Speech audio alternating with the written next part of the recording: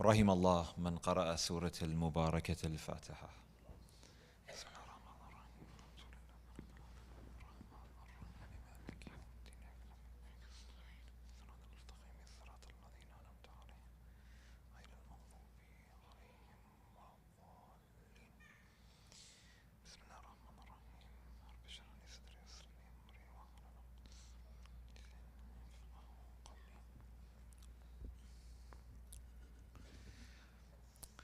أعوذ بالله من الشيطان الرجيم. بسم الله الرحمن الرحيم وبه نستعين.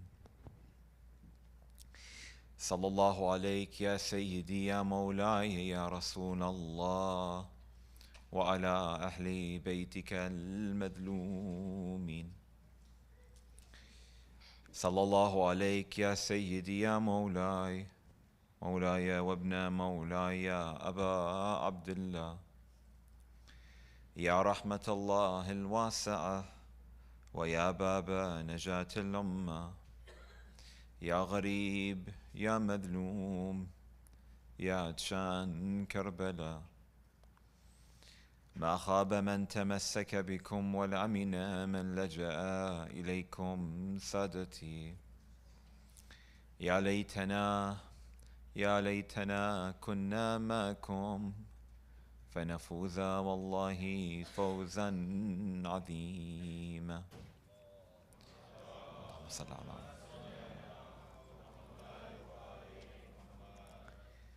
قال الله العظيم في محكم كتابه الكريم وقوله الحق ولأصدق القائلين. أعوذ بالله من الشيطان الرجيم.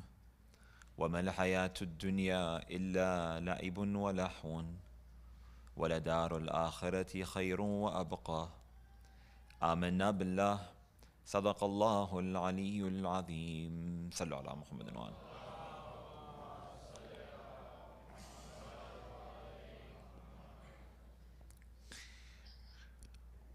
Over the past 2 or 3 years, more than anything else, we've had the opportunity to realize and acknowledge that life is more fragile than perhaps we've ever seen it. Due to the pandemic, so many people have changed and shifted their approach and their way of life. And I don't only mean in terms of people working remotely or making life changes about moving from the cities to the suburbs, but really their entire perspective on life, how it has changed, has been incredible. People think about faith, they think about religion, they think about community, they think about family perhaps more so than ever before. And I don't know about you all, but I lived during the pandemic in New York City, where every single day we would hear about someone else from our community had died or had gotten sick or needed some console. And I remember that first Ramadan in the midst of the pandemic in 2020, when every single night I would go to sleep and I would wake up as if I was drowning in dead bodies because of how many funerals that I had to attend or people that I had to see or speak to on a day-to-day basis who were being impacted by the horror of what it was like to live in New York City during the course of those days. And you saw that so many people, they made a commitment that from today, we know the fragility of life. Today, we know what our values are. Today, we know what is a lot more important. And we make that sense of commitment only a sudden to the course of a couple of months and realize that, wait a minute, I don't necessarily need to live that life that I committed to in the past. In other words, we get so distracted by the course and by the pleasures and by the materialism of this world that many a times we forget that which we experienced. To give you an example, probably more likely than not, most of us have attended a funeral. And I know there was a funeral here in the community just a couple of days ago. And may Allah subhanahu wa ta'ala have mercy upon the marhum and give patience to all of the family members who have had to deal with the difficulty of loss. That when someone attends or participates in a funeral, at that moment where they're watching their loved one being lowered into the ground, or at that moment when they see the family member weeping or grieving over the loss of their loved one? Who's making a joke? Who's being sarcastic? Who's not being serious at that moment? Nobody.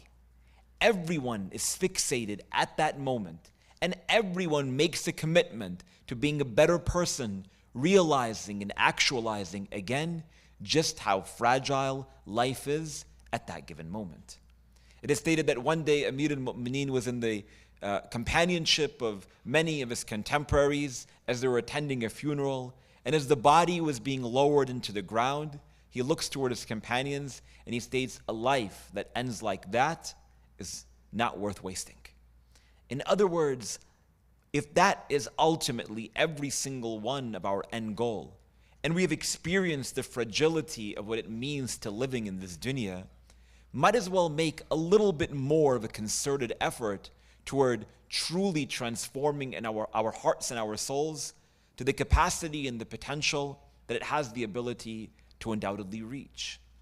And that's why for today's discussion, insha'Allah ta'ala, I want to reflect upon some steps that we can utilize and apply to shift and to change our perspective on life, not for the short term, but for the long term. And I want to do so on 3 different dimensions. The first dimension is in terms of understanding how contemporary society tells us to see life. The second dimension in terms of how the ayat of the Holy Quran present life to us. And thirdly, some practical advices in a hadith from Imam Amir al-Mu'mineen as narrated within An-Nahj al-Balagha about how we should see and how we should live life. So let's jump right into dimension number 1 of the discussion. When it comes to how society tells us about how we should see and how we should perceive life. My friends, we live in an environment where everything and everyone in society and community consistently tells us to be self-serving and to be selfish. I'm not saying it's not good to do that which is important for you. You should, and we should be happy and we should be content, and many a times we need to be selfish for ourselves so that we can also be a better human being to those around us. But the world that we live in today consistently tells us to center the self, oftentimes to the neglect of everyone else. So sacrificing time and sacrificing money and sacrificing energy is not something that you should do, because the most important thing that you should do is take care of yourself. Again, taking care of yourself is important. Taking care of yourself so that you can take care of others is a value that is taught within Islamic tradition. As long as you're utilizing your mental health day, as long as you're utilizing your time away from people and from community and for whatever it might be, so you can re-energize yourself, so you can do the things that you need to do to make a difference in this world, then okay, fine, great, commit to it and commit to yourself. But when you see yourself consistently looking toward self-serving, toward self-centering, oftentimes to the neglect and the detriment of everyone around us, that's when we need to look internally and we need to check ourselves.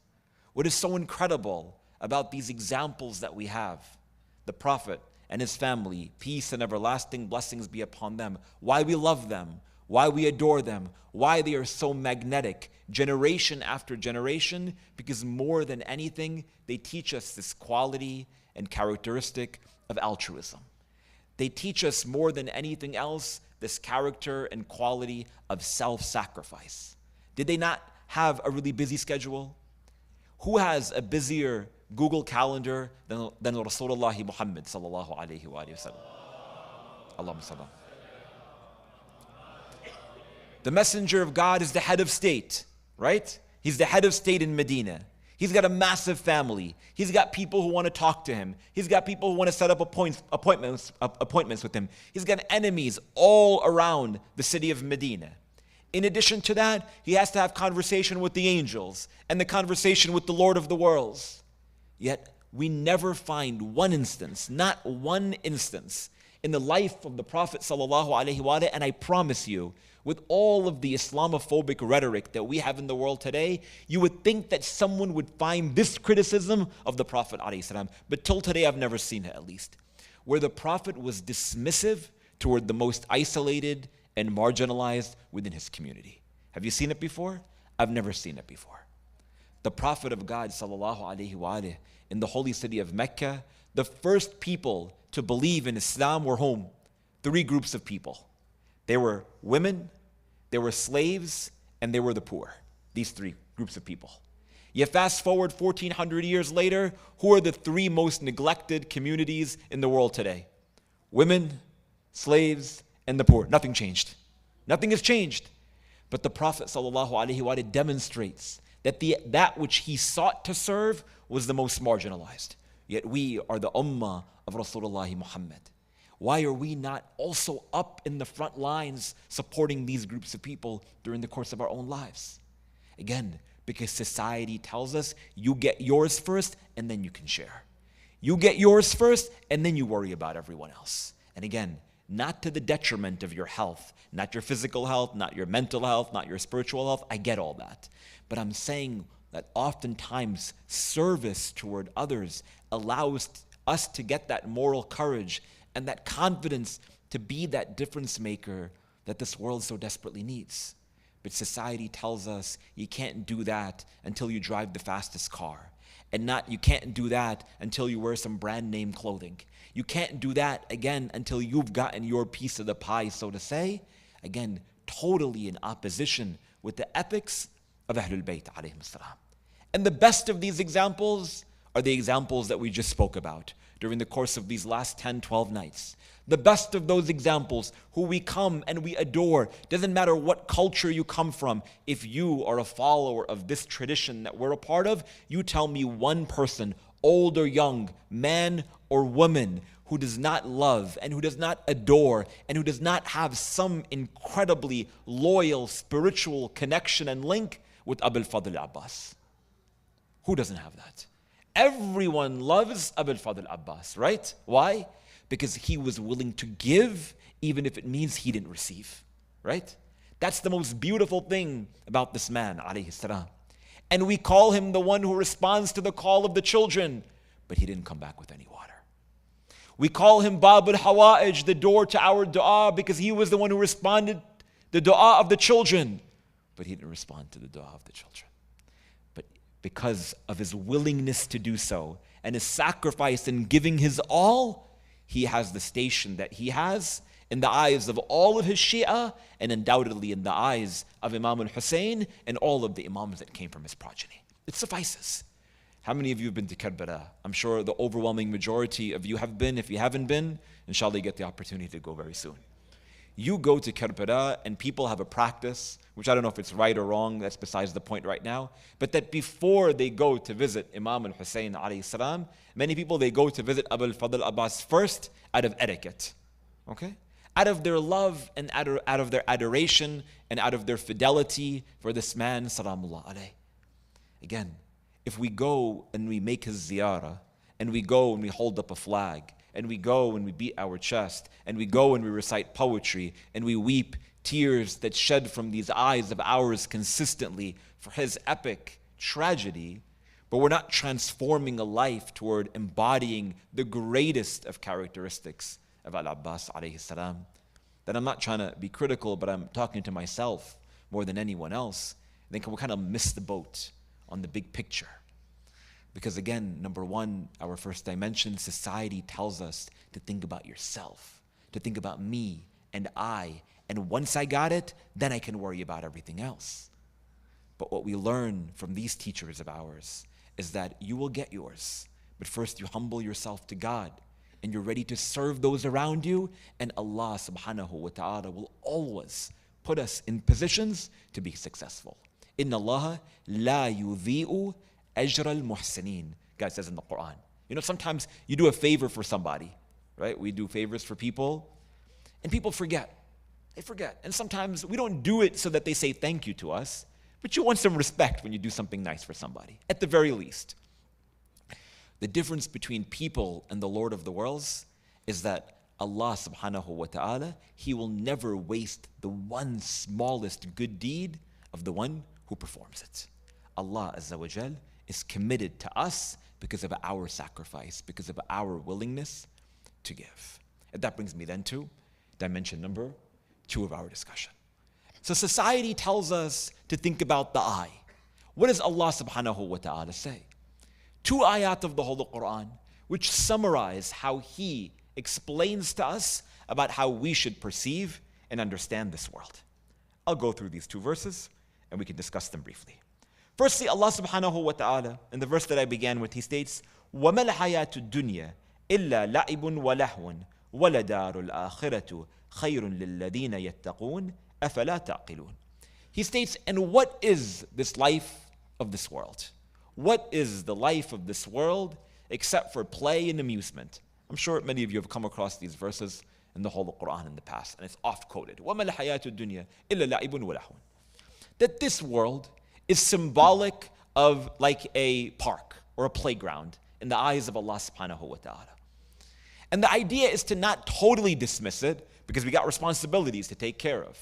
I have a responsibility to my family. I got a responsibility to my community. I have a responsibility to myself. I have a responsibility to the most vulnerable. I have a responsibility to the most isolated within the community, like we said before. But at the end of the day, Allah subhanahu wa ta'ala is saying that do not allow for yourself to be so consumed and to be so attached and to be so linked to this world that you don't see and that you forget about the big picture. I'll give you an example. I work at a university in New York, and I sit with students in a college classroom for many hours of the week.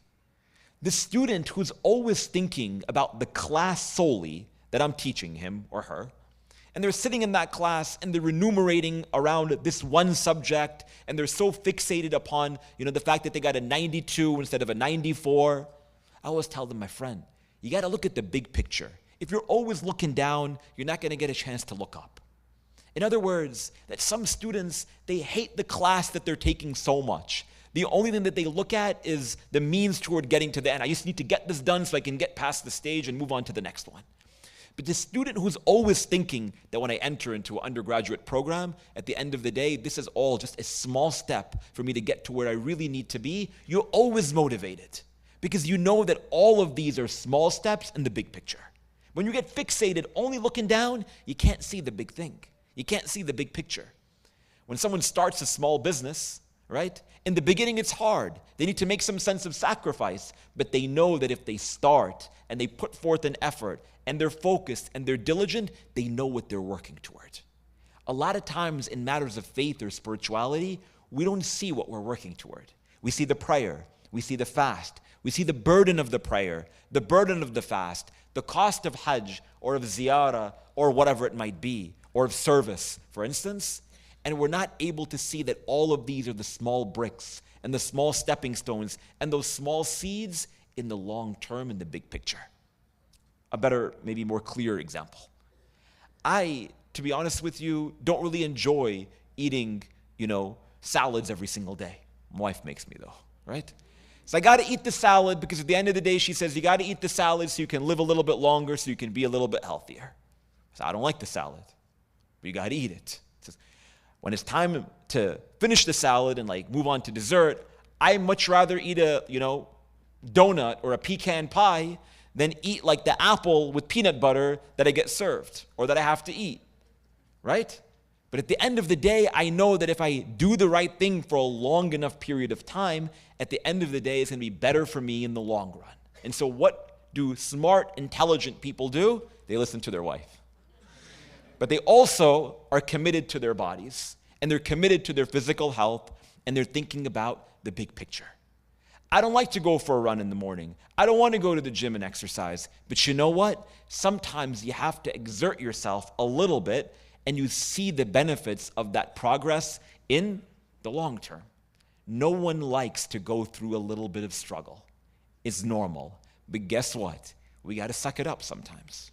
When it comes to our spiritual health, when it comes to these hearts, and it comes to these souls that are starving for support and starving for that acknowledgement of that light and virtue that we are consistently seeking, at the end of the day, my friends, once you commit to the process, you'll see that Allah subhanahu wa ta'ala, He will facilitate. So He states within the Holy Quran again, وَمَا الْحَيَاةُ الدُّنْيَا إِلَّا لَعِبٌ وَلَهْوٌ. Right? So that what is this world except for a place of amusement. And then Allah Azza wa Jal, He states, وَلَدَارُ الْآخِرَةُ خَيْرٌ. But the world beyond this one is better. So sometimes when we put in that effort, you feel the pleasure, you feel or you're able to bear the fruit of your success in the long term. But no matter how good that pecan pie feels at the end, or no matter how good that that financial remuneration that you receive at the end of the effort that you put forth on day one feels, God makes a promise that in the world beyond this one, it's going to be far better. So why wouldn't we want to commit toward the long-term investment instead of the short-term?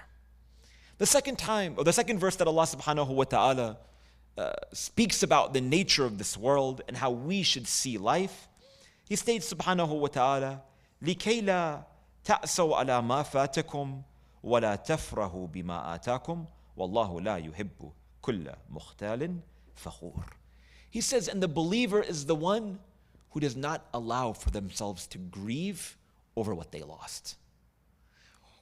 We lost money, we lost life, we lost an opportunity. We don't dwell on it and complain about it and think about it consistently. We don't hold ourselves back by something that has already passed and there's no more opportunity for it again. Look, every single one of us, at one time or another, we make poor decisions. We do the wrong thing, we say the wrong thing, we invest in the wrong thing, we make wrong decisions. The idea beyond it all, as Allah subhanahu wa ta'ala says, okay, it happened. How can you bounce back and get back to where you need to be after the fact? Even when it comes to our religiosity, so to say, amongst the biggest spiritual diseases that people go through on a day-to-day basis is they begin to self-deprecate. They tell themselves, or we tell ourselves, no, I'm not good enough. I am going to go to hell anyway. Why should I ask for forgiveness when I'm going to do it again tomorrow anyway? We tell ourselves we're unable to do it. That's number one, limiting your own capacity when Allah subhanahu wa ta'ala has created us free, and Allah subhanahu wa ta'ala has created us with a sense of dignity for ourselves and honor. And number two, and greater than that, we are limiting the nature of the Lord of the worlds. This Lord who's kind and who's compassionate and who's loving and who's caring and who wants success for each and every one of us. Can you imagine how incredibly kind and merciful this Lord is? That the hadith of the Imam salamullah alayhi, it states that Allahumma salli ala. That states that Allah subhanahu wa ta'ala, He will distribute His mercy to the extent on the day of judgment, hatta iblis yatma'u fi rahmatihi. That even shaitan himself, he will think that I am going to be forgiven on this day. That's your Lord. That's the nature of Allah subhanahu wa ta'ala.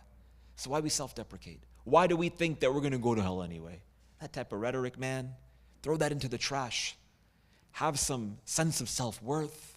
Allah subhanahu wa ta'ala says, okay, you performed a poor decision yesterday. How are you going to bounce back? We are a creation that is meant to be resilient. We make a mistake, you're able to get yourself back up. So you lost someone, Allah subhanahu wa ta'ala is so kind and so caring and offers so much console that after a little bit of time, even the one whom you love so closely and so dearly, and I know and I recognize that some of us in the community, we lost a father, we lost an uncle just a few days ago, that Allah subhanahu wa ta'ala gives us the strength to bounce back from that loss, even though the first moment you feel like you can never recover. How kind and how gracious and how merciful is this Lord of ours. You lost that money in an investment or otherwise, okay, you lost the money. There's no point in dwelling upon it because you know what? Allah subhanahu wa ta'ala will facilitate for you something far better. But we got to have that sense of conviction and belief. You know what I'm saying? So Allah subhanahu wa ta'ala, He states, number one, that when something loses you or escapes you, you're not worried about it. You're cool with it. You're okay with it. وَلَا تَفْرَهُ بِمَا آتَاكُمْ. And number two, that when you get something really great and something amazing and something wonderful, you're also cool with it. You don't get too excited. You don't get too high. You don't get too... You're always sort of even keel. You're in a state of equilibrium and you pretend like you've been there before. For instance, like, I don't know about you all. I said this the other day at MCC, and I'm sorry to say this again. I'm like totally apologetic before I say it. I'm a Knicks fan. And I hate the Atlanta Hawks. And I hate Trae Young for what he did to us a couple of years ago. Quick parenthesis. Watch yourself, brother. Watch yourself. I got the microphone right now. So, when you watch any sport, you see the athlete who's been there before and the one who hasn't been there before. The one who's been there before, when they get their ring, they get their championship, they have a sense of mentality, well, I'm cool, I'm good. But then you see the one who the first time they get out of the first round of the playoffs, like one of your homeboys over here, what he does and how much smack he talks and so on and so forth, he clearly doesn't have that grit that's needed to hold up a trophy. You guys are never going to invite me ever again. I'm so sorry. I told you. You get what I'm saying? There's a sense of mentality that someone has when they receive something. And the one who knows that they have the capacity to do more and build upon their heart and their soul a little bit more, they have a sense again of equilibrium when they have received and gotten to where they need to be. When it comes toward this ayah of the Quran, Allah subhanahu wa ta'ala states, وَلَا تَفْرَهُ بِمَا آتَاكُمْ. When they got something, they know that it's from Allah subhanahu wa ta'ala. And they know that there's more where that came from. So let me be gracious. Let me be in a state of gratitude. Let me be in a state of thankfulness to what God has given me, because the same God who gave is the same God who can take, and the same God who gave is the same God who can increase by 10. So let me be just calm where I'm at right now, so that I'm able to see the big picture and recognize that this world is transient, that this world is going to pass. And I could benefit more, but I could lose a little bit, and I'm always good with whatever Allah subhanahu wa ta'ala has decreed of me. By the way, I'm not saying that this is easy. I'm not saying that this is easy at all, but that's why we got to talk about it. It's about reaching that state of contentment that we are seeking. And that brings me then to the third point of the discussion. I say all of this theory so we can talk about the practice. In the words of Imam Amir al-Mu'mineen, alayhi salatu wa salam, is mentioned within An-Nahj al-Balagha. Allahumma salli ala Muhammad. He talks about how he sees life and how the believer is meant to see life in a few phrases that I want to share with you. In different versions of An-Nahj al-Balagha, it's saying 123, while other versions would say 126. But in the most common one that you could probably find online with an English translation is saying number 123. The Imam alayhi salatu wasalam, he utters these lines that I wanted to share with you all as a reminder to self firstly and foremostly. He states, Salamullah alayhi, أجبت للبخيل يستعجل الفقر الذي منه هرب ويفوته الغنى الذي إياه طلب. He says, I am amazed at the one who's stingy with their wealth.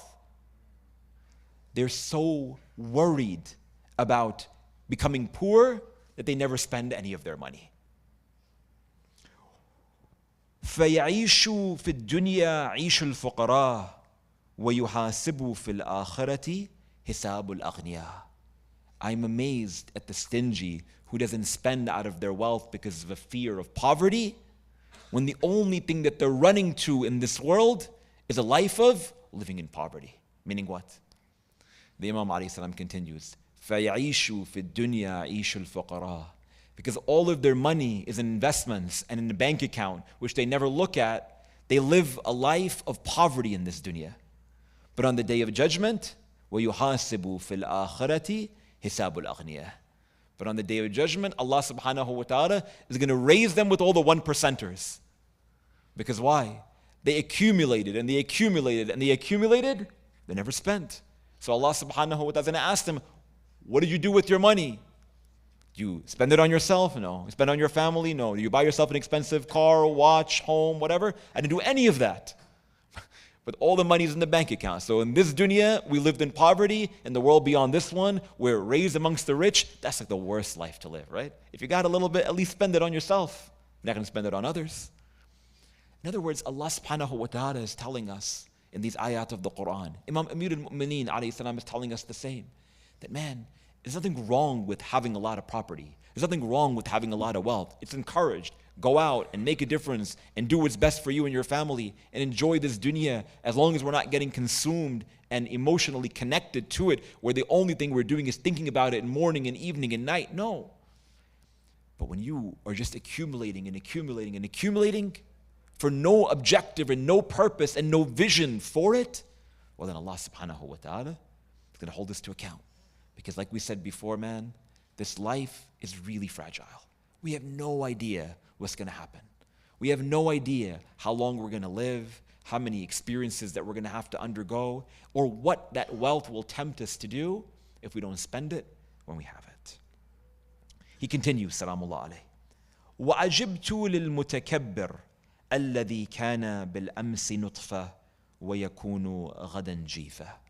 The Imam alayhi salam, he gets a bit cryptic on us, but hear him out, Salamullah alayhi.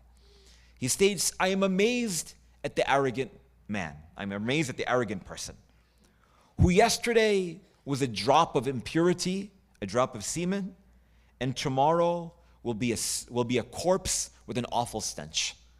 Puts it in perspective for us. We're a pretty weak creation, aren't we? We came from impurity and we're going to impurity.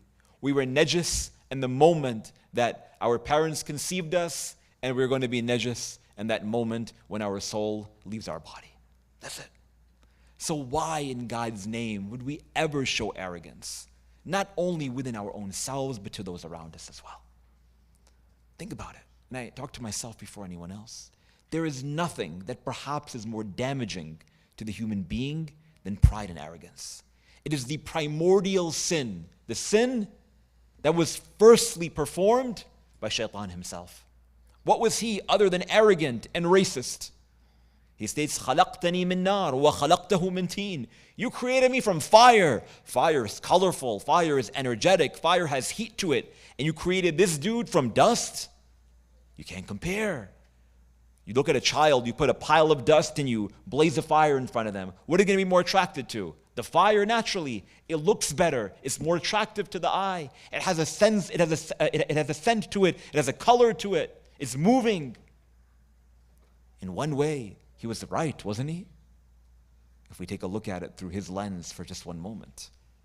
But Allah subhanahu wa ta'ala, he says that I know something that you do not know.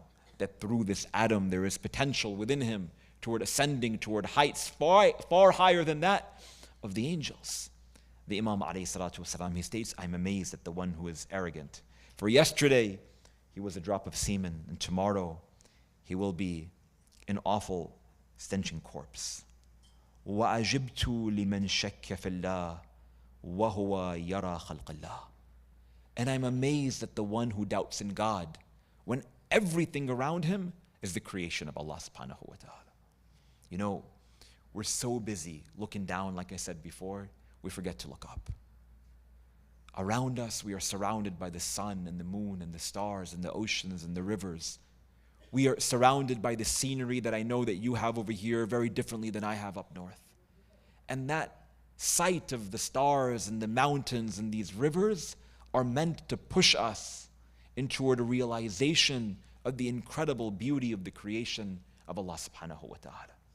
And yet we have the audacity to say, is there really a God? When you yourself, we ourselves, I gave this example the other night, that we ourselves are such a simple and weak creation that Allah Azza wa Jal has created us and we have never even seen our own faces before. The only thing that we have seen is a reflection of your face, right? Have you ever seen your own face? You've never seen it before. How weak are we? How much in a state of poverty is the human being? That which we spend so much time caretaking for, so much time putting lotions on, and having our morning and nighttime routines, right? All of that is great. But at the end of the day, the only thing that we see is a reflection of it. عَجِبْتُ لِمَنْ شَكَّ فِي اللَّهِ وَهُوَ يَرَى خَلْقَ اللَّهِ. I'm amazed at the one who doubts in God when all around him, the only thing he sees is the creation of Allah. وَعَجِبْتُ لِمَنْ نَسِيَ الْمَوْتِ وَهُوَ يَرَى الْمَوْتَى. And I'm amazed at the one who forgets about death when he is consistently surrounded by those who are dying. We talked about this earlier. We're so close toward our own mortality. And it's so easy to forget it at any given moment. The minute that we leave the funeral, the minute that we leave the Fatiha Majlis, the minute that we leave the Janazah, we delete that moment of experience, what we saw only a few hours earlier, from our memory, because we don't want to think about it. And who's to say it's a bad thing to think about? It's not cryptic. There's nothing wrong with it. Allah subhanahu wa ta'ala has created us for the world beyond this one anyway. Might as well know where we're going. Might as well recognize this transition that we need to take place. Change is hard. It's hard to move from one city to another. It's hard to move on from pre-K toward kindergarten, and from kindergarten to first grade, and from first grade to second, and from 12th grade to college, and from undergrad to grad. It's hard. It's hard to get married. It's hard to have children. Transitions and change are difficult. It was also hard when we lived in the womb of our mother. You know how difficult it was? Every single one of us, when we were born into this world, how much did we wail? And how much did we scream? We were comfortable in the womb of our moms. We're warm. We're taken care of. We don't have to deal with people. We don't have to deal with sounds. We're totally comfortable. There's plenty of days where I think, I wish I could just go back into the womb of my mom. She'd probably think that might be uncomfortable now, though. Sorry, too many jokes. Astaghfirullah. Joking is haram. At the end of the day, Allah subhanahu wa ta'ala, He has created us for a bigger purpose. There's others that the Imam alayhi salam mentions, but for the sake of time, Allah subhanahu wa ta'ala, my friends, has created us for a purpose. And He has created us with potential. And He has created us for the ability to be the difference makers that this world so desperately needs. But it starts with us. And it starts with our commitment toward being that change. And it starts with us on a most fundamental level to think about how we see life and to shatter that approach and see it through the lens of these advices and these words of the Holy Quran and of the Imams of Ahlul Bayt alayhim salam. These majalis that we engage in during the course of these nights and over the next several weeks as well are meant to be the inspiration for long-term change. They're not the end. They are the means to the end.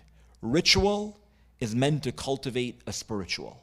And if we're not transitioning from these four walls out into the streets, being the difference makers again, resembling the footsteps of Rasulullah, of Ali, of Fatima, of Hassan, Hussein, of embodying the altruism and the self-sacrifice of Al-Abbas, illuminating the charisma of Zainab alayhi salam, then my friends, we've lost sight of the big picture. We take the inspiration here to change the world out there. That's what this is all about. That's what these majalises are about. That's what these tears are about. That's what this food is about. That's what the wealth that you donate is about. It's about changing this world because we live here for a really short period of time. I don't know how many more years I'm going to be here. I don't know how many more years you're going to be here. But while we're here, we might as well work together toward making that change that Allah subhanahu wa ta'ala wants to see. But it starts with these hearts being purified and softened, taking inspiration from these individuals. And for everything that they went through, and for all of the hardship that they had gone through, why not? Why not commit in the name of Zainab alayhi salam? Tonight and these nights, my friends, are the nights of Zainab. I don't know about you, but I'm so tired. Just reciting these majalis and reading about what transpired to this family takes a toll on your body. And I know everyone that I've spoken to tells me the same. By hearing it, you feel so tired. You feel so exhausted. More than when you lose your own loved one, we're so overwhelmed with emotion. But my friends, here we are, sitting in air condition. Here we are, exhausted from just hearing about the tragedy. My friends, can you imagine what the children and the women had to deal with on a day like today, on an eve like this one? Allahu Akbar. It is said that on the morning of the 11th of Muharram, as the sun rose, Zainab alayhi salam, she stood in front of the body of her brother Abi Abdullah al-Hussein alayhi salam. And she calls out, Salla alayka malik as-sama, هذا الحسين هذا الحسينك fil ara, O Messenger of God, peace and blessings be upon you. This is your Hussein at this moment, with all of these arrows pierced through his body, this body without any head, and this body which has been trampled by the horses. Can you imagine what Sukaina was thinking about and feeling on a day like today? It is stated that on the 12th of Muharram, as Imam al-Husayn alayhi salam's family was being directed outside of the holy city of Karbala on their way to Kufa, it was the first time that Imam Zainul Abidin alayhi salam, he saw the body of his father Aba Abdullah al-Husayn.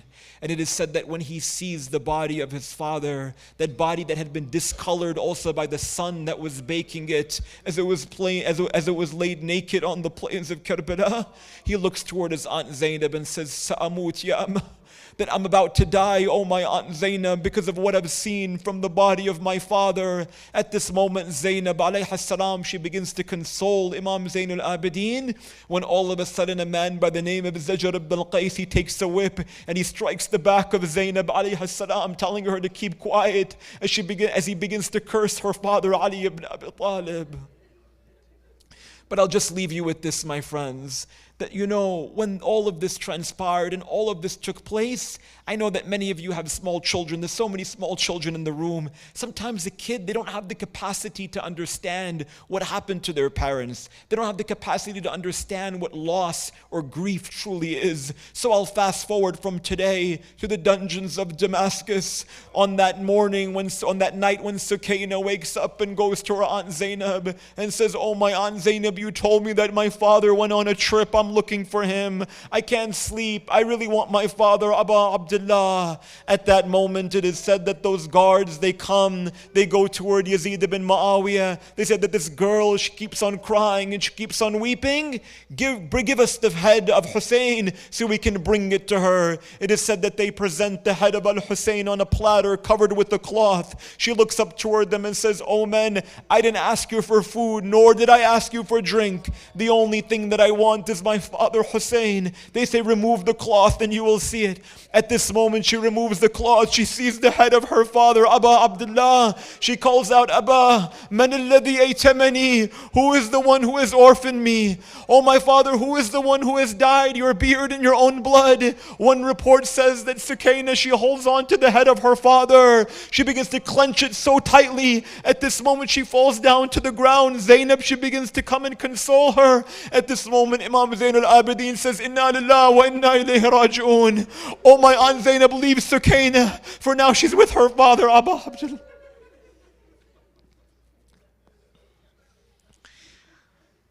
Ala la'natullah ala al-qawm al-zalimin. Ala la'natullah ala al-qawm al-zalimin. Inna lillahi wa inna ilayhi raji'un. I ask you to raise your hands to Allah subhanahu wa ta'ala. With grief in our hearts and with tears in our eyes, we ask Allah subhanahu wa ta'ala to allow for us to be amongst those who live a life that resembles the life of Muhammad wa ali Muhammad, and to grant us a death that resembles the death of Muhammad wa ali Muhammad. We ask Allah subhanahu wa ta'ala to give us the strength and the capacity to be the difference makers that this world so desperately needs, and gives us the potential to walk in their footsteps, alayhim as-salam. We ask Allah Azza wa Jal to grant us their ziyarah in this life and their shafa'a in the next life. Birahmatika ya arhamar rahimin. Wa sallallahu ala Muhammadin wa alihi at-tahirin. If I can ask you all to please recite one surah al-Mubarakat al-Fatiha, but before that, one salawat ala Muhammadin wa ali Muhammad.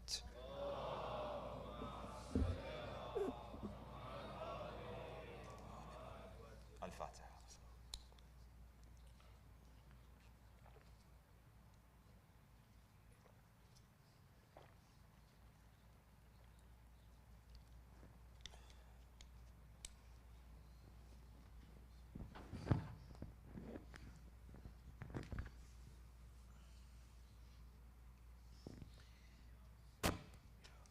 Ya Hussein. Ya Hussein. Ya Hussein. Ya Hussein.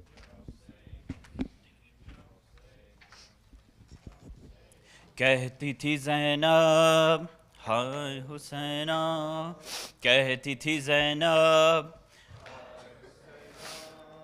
ہو گئی برباد یہ بہنا کرب و بلا میں کہتی تھی زینب ہائے کرب و بلا کچھ نہ دیا کرب و اذیت کے سوا میرے دامن میں بچا کیا ہے مصیبت کے سوا کربلا تجھ سے ملا کیا ہے قیامت کے سوا